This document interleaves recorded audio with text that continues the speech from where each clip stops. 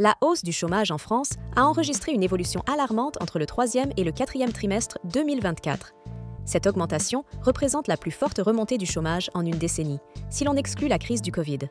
En décembre, le taux de chômage s'établit à 7,4% de la population active, selon la définition du Bureau international du travail.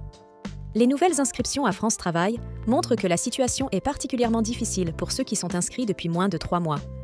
Leur taux de chômage grimpe de 2,8%. En comparaison, le chômage n'augmente que d'1,1% pour les personnes inscrites depuis plus d'1 an.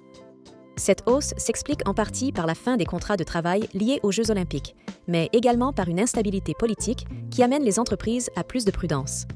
Elles redoutent la diminution ou la fin de certaines aides. À cela s'ajoute un contexte international complexe avec le retour de Donald Trump et ses guerres commerciales.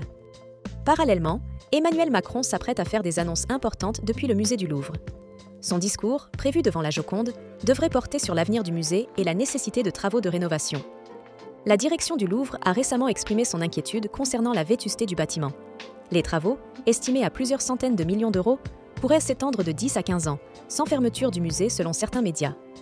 Le montant des travaux nécessaires à la rénovation du Louvre est estimé à plusieurs centaines de millions d'euros, et la somme de 500 millions a été évoquée, sans être confirmée par la direction du musée.